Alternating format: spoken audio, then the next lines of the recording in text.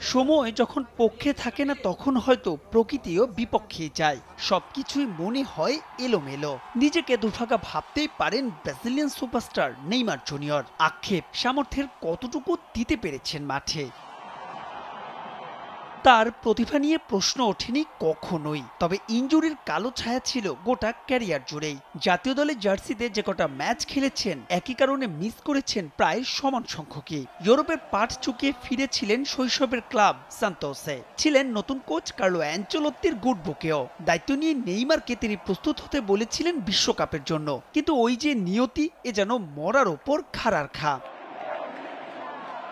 এমনিতে ইনজুরিতে সান্তোসের একাদশে ছিলেন না নিয়মিত, তার উপর এবার দ্বিতীয় দফাতে হলেন কোভিড পজিটিভ। গেল বৃহস্পতিবার থেকে শরীরে লক্ষণ প্রকাশ পেতে থাকে নেইমারের, যে কারণে সান্তোসের মেডিকেল টিমের পরামর্শে চিকিৎসা নিচ্ছিলেন তিনি। পরীক্ষা নিরীক্ষার পর করোনার বিষয়টি নিশ্চিত হন তারা।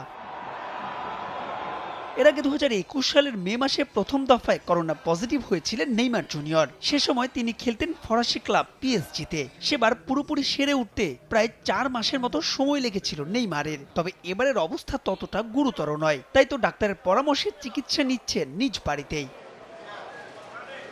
2023 সালে উরুগুয়ের বিপক্ষে ম্যাচে লিগামেন্ট ছিঁড়ে যাওয়ার পর থেকেই ব্রাজিল দলে আর ফেরা হয়নি নেইমারের। মাঝে চলতি বছরের মার্চে কলম্বিয়া আর আর্জেন্টিনার বিপক্ষে বিশ্বকাপ বাছাইয়ের ম্যাচে তাকে দলে রেখেছিলেন সে সময়ের কোচ দরিবাও জুনিয়র, কিন্তু আবারও ইনজুরিতে পড়ায় ছিটকে যান 23 সদস্যের বহর থেকে।